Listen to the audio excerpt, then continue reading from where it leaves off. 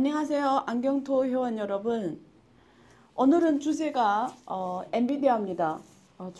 지난주 금요일이죠. 엔비디아가 지금 주가가 하루 만에 10% 넘게 하락을 했고요. 시가총액이 2천억 달러 넘게 증발이 됐습니다. 그래서 의외로 이게 자료가 많이 안 나와 있고요. 많은 사람들이 저한테 여쭤봐서 제가 오전에 전화를 여러 개 받았고, 그래서 오늘 제가 한번 정리해 주자 해서 이 자리에 앉았습니다. 제가 포인트 중심으로 정리해 드릴 건데요. 엔비디아 같은 경우에는 최근에 AI, 특히 작년 초부터, 실은 재작년 말부터죠. 챗GPT 나오고, 작년에 AI가 인공지능이 가장 핫한 주제였고, 그래서 올해 이어서 인공지능 응용 영역이 확대되면서 가장 주목받는 주식이었죠. 그리고 한국 사람들이 가장 많이 투자한 주식입니다. 하나는 TSMC고요. 하나는 엔비디아입니다. 근데 이게 하루에 10% 넘게 하락해서 2020년 3월 16일에 18.5% 그날 최고 하락 기록을 갈아치운 후 지금 두 번째로 하루 만에 제일 많이 하락한 건데요. 하루에 2천억 달러 넘게 날아났으니까 개미들한테는 엄청난 지금 타격입니다. 그래서 이게 지금 어떤 경우인지, 그리고 그날 엔비디아만 떨어진 게 아니고 우리 제일 지금 세계적으로 주목받는 메가 빅테크 기업들이 7개 기업이 있죠. 여기 애플, 마이크로소프트, 그리고 아마존, 알파벳, 페이스북, 지금 메타죠. 테슬라 다 떨어졌습니다. 그래서 지금 이 세상이 어떻게 가는 거냐, 도대체 이게 그냥 어떤 단기의 그냥 표현이냐, 아니면 장기적으로 이거 만약에 단기라고 하면 떨어지는 게 오히려 기회겠죠. 낮은 가격에 들어갈 수 있는 기회고요. 근데 이게 장기적으로는 어떻게 될 거냐를 우리가 지금 여기서 근본적인 질문을 해야 되는 시점인 것 같아요. 일단 첫 번째는 저는 이렇게 봅니다. 그러니까 문제를 볼 때 큰 숲을 보고 그 다음에 그 안에 나무를 보는 항상 이런 시각이 있어야 돼요. 그래서 큰 숲을 봤을 때 우리가 전 세계에, 제가 이 책 더 플로에서 여기도 반도체 제가 다뤘거든요. 이 책에서. 그래서 이게 반도체 문제를 어떻게 봐야 되냐는, 여기 중점이 어디에 있냐면 지금 중국이 반도체 빼고는 상당 부분 영역에서 이미 다 올라왔습니다. 그래서 제가 여기서 정리할 때 중국에서 앞으로 이 반도체 산업을 국산화할 수 있는지를 가지고 여기서 주로 제가 정리를 해드렸어요. 그래서 한번 중국 반도체 산업의 자주 독립 실현 가능성은, 이거 제가 챕터 5에서 전문 정리해드렸고요. 한번 보시고 일단은 큰 숲을 말씀드리면 이렇게 보셔야 돼요. 첫 번째는 긍정적인 걸 먼저 말씀드릴게요. 앞으로 인공지능은 이제는 모든 생활 영역에 들어갈 거예요. 첫 번째. 그래서 이번에 잭슨 황도 마이크로소프트 세미나인가 어디서 말씀을 했잖아요. 계획용 PC 시대다. 계획용 AI PC 시대다. 우리가 PC가 사실 정체되어 있었거든요. 레노바가 IBM PC 부문을 인수한 이후로 중국 기업 레노바 주가 엄청나게 거의 박살날 정도로 주가가 엄청 장기간 지금 20년 넘게, 그거는 PC가 이미 인수 합병한 일자가 2004년이에요. 2004년. 20년 전이죠. 근데 20년 동안 계속 주가가 하락했어요. 이유는 그때 이미 PC가 그때 다 보급이 돼서 성장이 거의 별로 기대할 게 크지 않았고, 노트북이 나오고 또 우리 아이패드 나오고 뭐 이런 게 나오면서 스마트 디바이스가 굉장히 많아지면서 성장이 거의 멈춰버린 거죠. PC가. 그리고 지금은 스마트폰이 그래요. 스마트폰이 고속 성장하다가 이제는 거의 뭐 성장이 멈춰버리는, 앞으로 스마트폰 디바이스가 또 다른 디바이스, 뭐 제가 늘 말하는 자율주행 자동차라든가 이런 디바이스가 여러 가지 나올 거거든요. 앞으로 안경도 이게 스마트 디바이스가 될 수 있고 이런 거에서 이런 디바이스 산업은 전반적으로 봤을 때 마진 공간이 줄어들게 돼 있어요. 제 지금 첫 번째 포인트, 디바이스 산업은 이게 처음에는 엄청 핫하게 수요가 확 늘어나다가 우리가 지구상 인구가 한 80억이라고 했을 때 어느 순간까지 소득률이 어느 순간까지 그 디바이스가 시장이 확장되다가 그다음 멈춰섭니다. 성장이. 그러면 이제는 성장이 없어요. 지금 그래서 애플이 지금 앞으로 뭘 먹고 사냐. 이번에 그 애플카에 실패했잖아요. 그럼 앞으로 뭘로 먹고 살아야 되냐. 이런 거죠. 그래서 멀리 보면은 디바이스로 버는 공간은 어차피 세월이 따라서 이 마진이 떨어지게 돼 있어요. 근데 우리가 엔비디아 같은 경우에는, 어떤 기업이냐면, 얘네는 GPU를 하던 기업이에요. GPU. 1993년에 설립된 회사고요. 산타클라라 우리 실리콘밸리에 가면 그건 도시가 있죠. 여기에 그 엔비디아 본사가 있습니다. 그래서 이미지 처리, 인공지능 분야에서 가장 대표적인 세계적 1위 기업인데요. 얘네는 사실 게임으로 굉장히 성공한 애들입니다. 그리고 이번에 그 비트코인 같은 코인이 나오면서 그또 수요가 확 늘었고 또 지금 AI가 나오면서 수요가 확 늘었죠. 얘네는 처리용, GPU 처리용에서 가장 뛰어난 기업이잖아요. 그래서 얘네는 이렇게 고객사가 주로 구글이라든가 이런 애들이잖아요. 근데 이 고객사들이 앞으로 그러니까 소비단이죠. 이 고객사가 결국은 소비단입니다. 이 소비단 애들이 앞으로 커져야 엔비디아도 커지는 애들이죠. 이게 마이크로소프트, 알파벳, 메타, 아마존 이런 애들이 앞으로 수요가 많아져야 엔비디아도 지금 수요가 많아지는 겁니다. 그래서 지금 아마존, 구글 같은 경우에는 가장 큰 엔비디아의 그 수요 기업입니다. 근데 얘네는 소비자를 향한 기업들이잖아요. 소비자. 소비자 수요가 커야 아마존이나 구글의 매출이 올라가고 얘네들이 올라가야 또 자본 투자를 해야 결국 엔비디아 GPU를 많이 쓰게 되는 이런 공급망 같이 사슬렌이죠. 그래서 그 전반적으로 추세는 어떠냐면 전반적으로 이 엔비디아 같은 경우에는 지금 우리가 단기, 중기 이렇게 장기로 봤을 때 일단은 구글이나 아마존 이런 애들이 단기로는 엔비디아를 쓸 수밖에 없어요. 근데 여기서 어, 작년 올해 왜 이렇게 엔비디아가 주가가 난리 났냐면 이게 단기에는 대체할 수 없는 기업이었던 거죠. 그리고 공급이 딸렸던 거죠. 그냥 있으면 불티나게 버릴 거 전 세계 이 기업밖에 없었던 거고 공급이 딸린 거예요. 근데 이제 그 개인용 PC, AI PC가 나오잖아요. 그게 지금 한 2027년 뭐 이런 시각단으로 봤을 때 개인용 AI PC가 나오면 또 하나의 디바이스가 전 세계적으로 확 커지기 때문에 또 수요가 늘 거로 저는 봅니다. 근데 여기서 이거는 포지티브한 거겠죠. 이 성장에 AI라는 게 모든 영역에 들어가면서 이 집에 대한 수요가 커질 수밖에 없어요. 그래서 이건 긍정적이다. 큰 시대적 흐름으로 봤을 때 긍정적이다. 숲을 먼저 말씀드리는 거예요. 그래서 그리고 앞으로 메타버스, 어, 메타 세상과 오프라인 세상이 융합돼서 움직이는 메타버스 세상이 커질수록 또 이런 엔비디아 같은 기업들이 더 필요합니다. 이 메타버스 세상에 돌아가는 것들이 다 데이터 처리거든요. 그러니까 연결된 칩이 이런 게 많이 필요하단 말이에요. 그래서 이 게임에서 가장 잘하는 GPU 처리가 가장 좋은 엔비디아가 독점적 경쟁력을 단기에는 가질 수밖에 없죠. 그래서 대체 불가능한 거죠. 그런 면에서 지금 AI 바람이 확 불으면서 주가가 엄청 올라갔고요. 그게 지금 주가에 작년 올해 다 반영이 됐습니다. 그래서 주가가 굉장히 높았던 거고요. 근데 이번에 그 이런 흐름이 챗GPT 나오면서 더 시대에서 흐름이 더 강화가 되죠. 그러니까 그게 주가에 다 그대로 반영이 된 거예요. 그래서 우리가 그걸 보통 주가 수익률 배수로 봅니다. 퍼란 지표로 보죠. 주가와 EPS, 부모는 주당 수익입니다. 그러니까 주당 벌어들이는 돈에 대비 시장에서 거래되는 가치가 얼마냐 이렇게 우리가 보통 보는데 이 엔비디아 같은 경우에는 사실은 우리가 퍼 변화를 보면은 퍼가 굉장히 높았었어요. 제가 지금 이 퍼에 대해서 말씀드리겠습니다. 한번. 자, 그래서 우리가 주가 수익률 배수로 퍼라는 배수로 보는데 지금 63.86배입니다.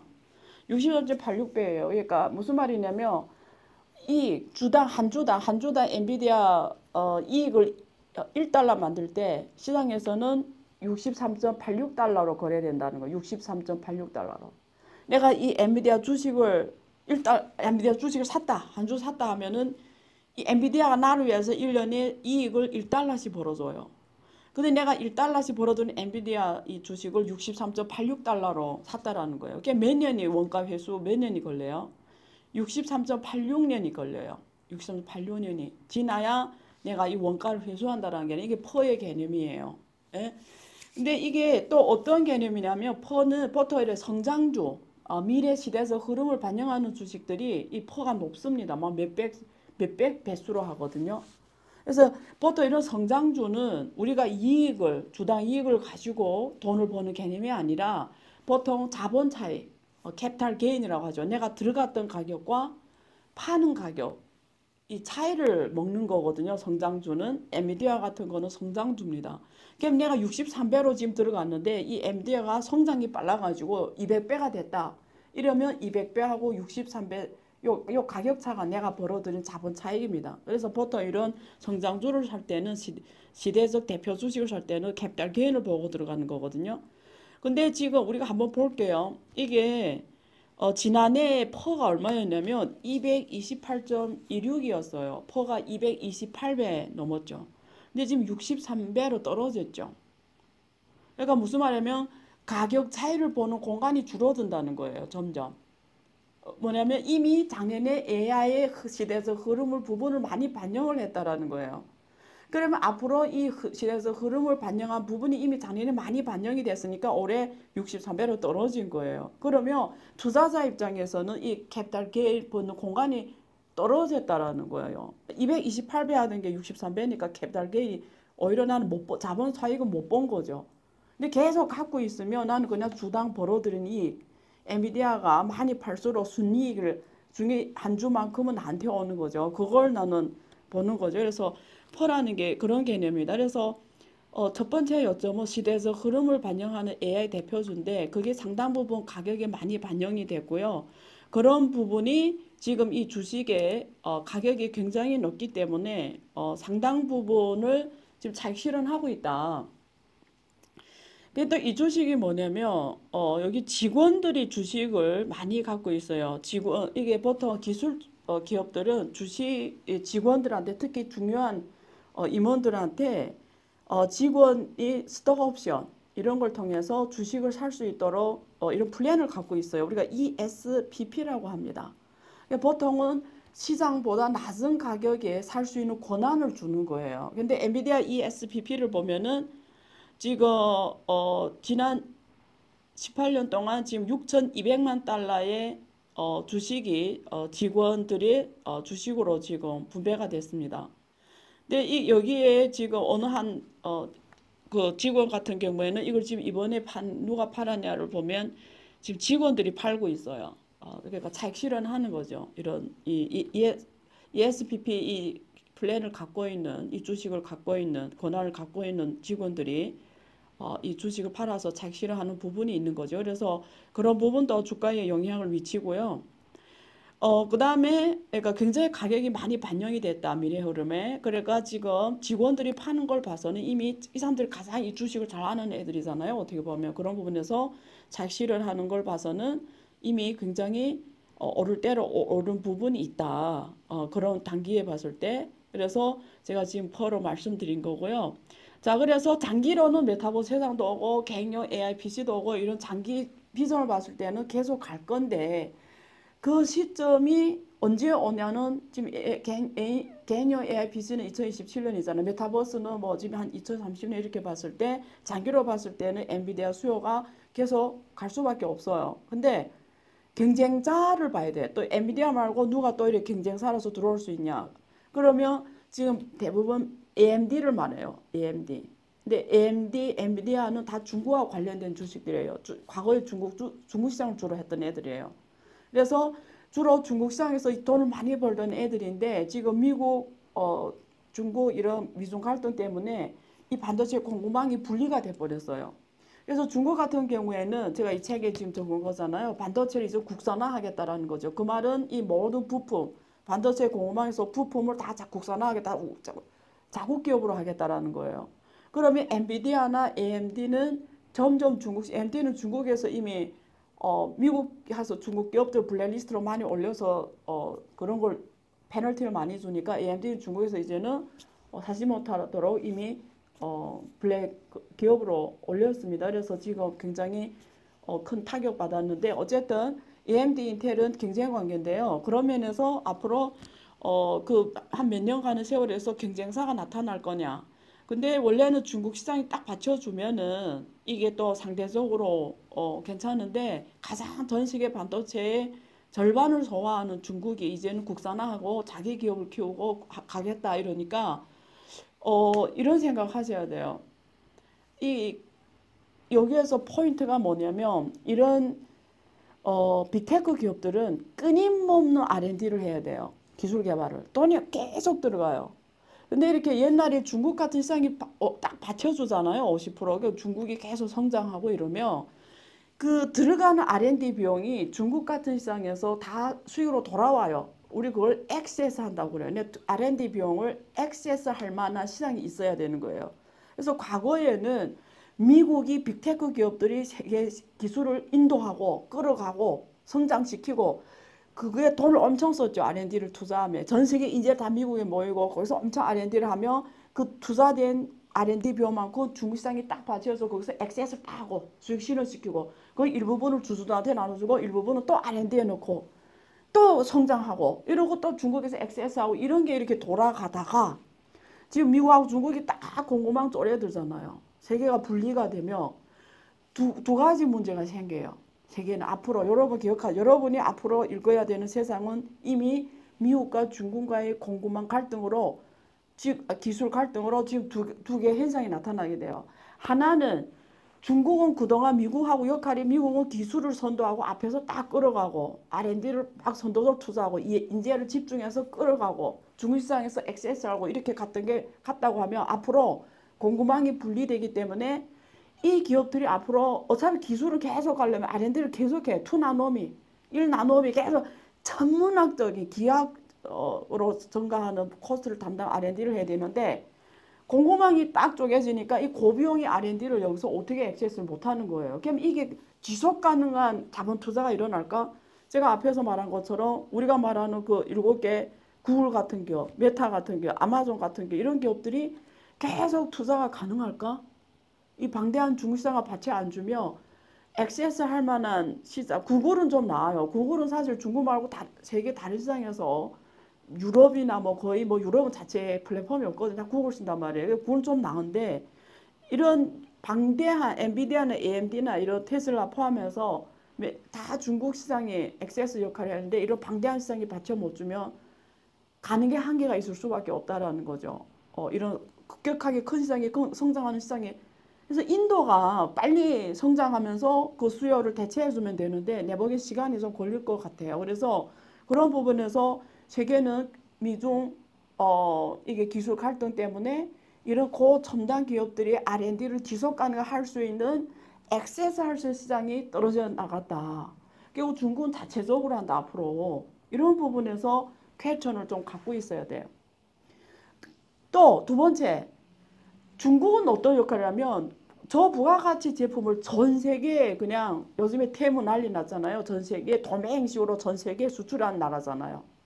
그런데 지금 미중 갈등 때문에 중국 제품을 될수록 안 쓰려고 하고 이 정도를 주려 하니까 중국은 또 중국 나름대로 이걸 소화할 수 있는 시장이 있어야 되는데 지금 없는 거예요. 생산과요. 물건들이 배추 가격으로 돼버리는 거다. 배추 가격, 아주 싼 가격으로 돼버린다는 거예요. 그렇죠?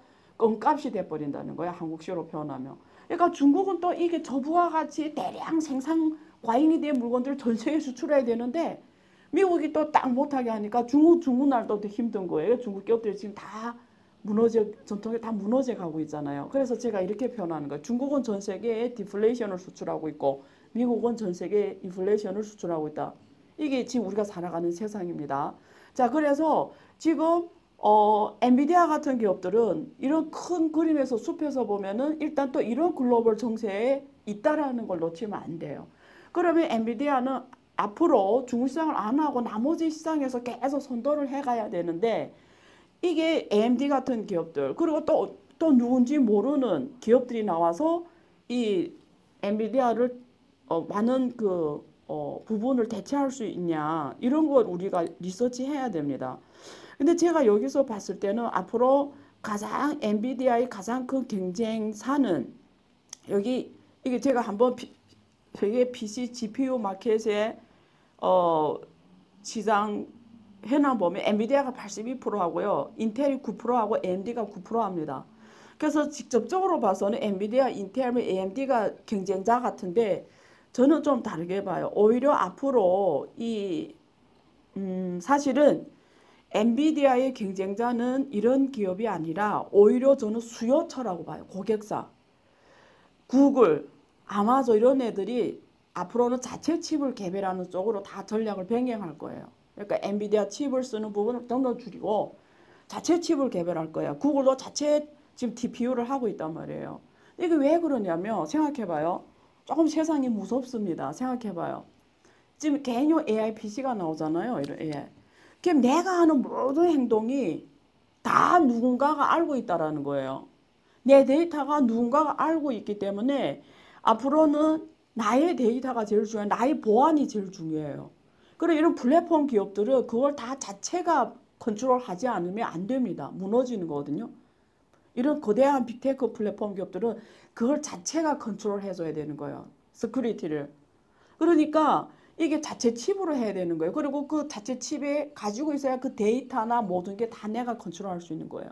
그러니까 지금은 이게 뭐 하루아침에 엔비디아 칩을 대체를 못하겠지만 앞으로 메타버스 세상이 오고 세상이 모든 생활이 온라인과 오프라인에 같이 갈 때는 자체 거 가지고 자체 AI를 칩을 할 수밖에 없게 돼요.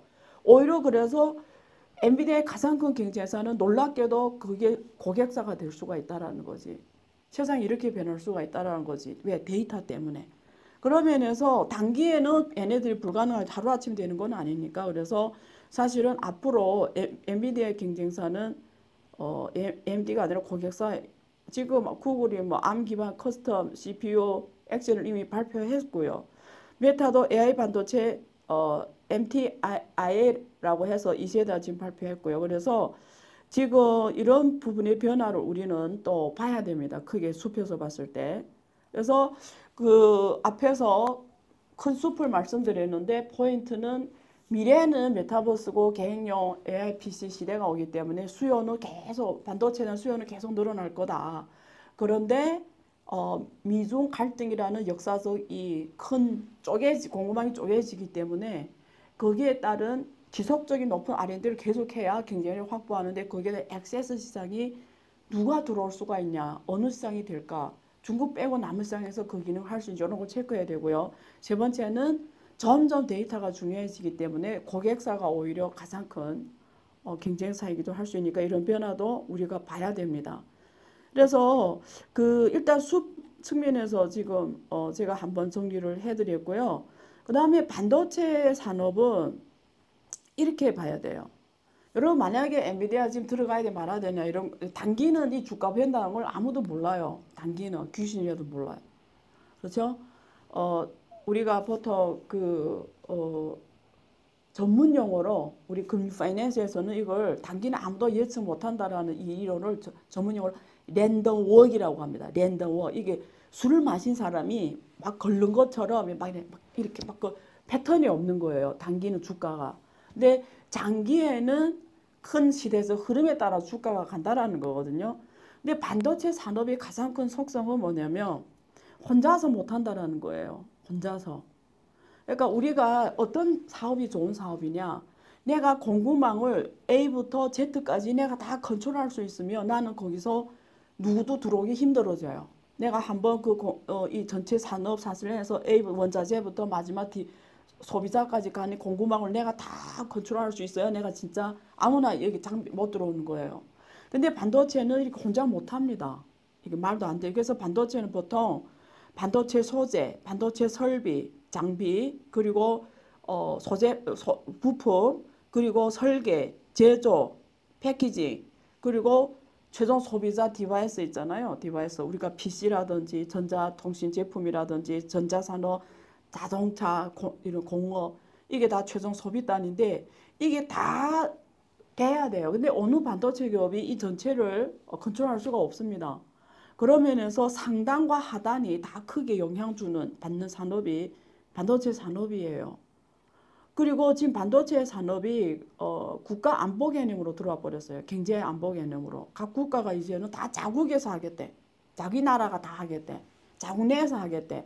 그럼 어떻게 옛날에는 그 하나의 미국하고 중심의 글로벌 공급망에서 하나의 경제체로 세계 경제체로 돌아가는데 이제 반도체 너무 중요하다. 지금 일본도 이제 국산화 다 하겠다. 중국도 국산화 다 하겠다. 한국도 다 저기 용산에 맞죠? 용인에 펜텍에 지금 삼성도 엄청 투자하고 있고 그래서 다 국산화 안전사 국산화 미국도 이러면 어떻게 돼요? 이게 전 세계 반도체 흐름은 공급망이 쪼개지면서 국산화하고 간다는 거예요.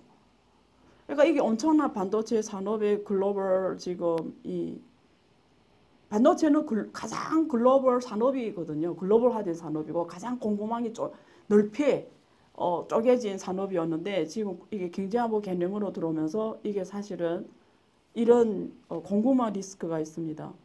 그리고 반도체 산업 자체가 주기성이 되게 강해요. 업다운드 산업의 경제의 업다운드 온도계처럼 이 업황이 좋아야 전체 경제 상황이 좋아야 잘 가고 또 나쁘면 안 가고. 근데 지금 거시경제 글로벌 거시경제 어떠냐면 저는 앞으로 2027년까지 안 좋다고 봐요. 그러니까 전 세계가 그동안 성장하던 경제가 지금 다 이게 수축되어 가는 과정이에요. 여기 뭐 갑자기 전쟁이 나서 다 박살내서 새로운 수요가 생기지 않은 이상은 저는 2027년 성장도 27년 이후라 문제라고 봐요. 그때 새로운 세상이 올 거예요. 아까 개인용 AI PC가 들어오면서 생각해봐요. 어떤 일이 일어날지. 메타버스가 또 굉장히 더 큰 시장이 펼쳐질 거예요. 근데 그 전까지는 이런 전통 산업들이 다 정리가 되면서 수요가 전반적으로 하락하는 수축 경제 상황에서 이런 반도체 산업들이 빅테크 기업들이 그 고액의 R&D 비용을 계속 지속하면서 갈 수 있을까? 성장 공간이 어디만큼 있을까?를 제가 질문 드리는 거예요. 결국은 앞으로 저는 미래에는 누가 돈을 버냐? 첫 번째 시작에서 말씀드린 것처럼 디바이스는 점점 마진이 줄어들 수밖에 없다. 돈은 그 안에 있는 소프트웨어 데이터로 번다. 구글이 그렇잖아요. 결국 데이터로 돈을 번다. 근데 앞으로 데이터 주권이 핵심이 된다. 그럼 누가 이 데이터 주권을 핵심을 지켜줄 수 있는 이런 기업들이 글로벌 또 하나의 글로벌 세계 기업이 되고 폭발적인 성장을 이끌고 가는데 그 시대가 왔다. 왜? 인공지능 기술이 충분히 지금 데이터와 융합이 돼서 우리 맞춤형으로 이제 모든 개인의 가치를 실현줄 수 있는 이런 시대가 왔기 때문에 앞으로 올 겁니다. 제가 오늘 여기까지 할게요. 그래서 다음에는 제가 그 시스코 있죠.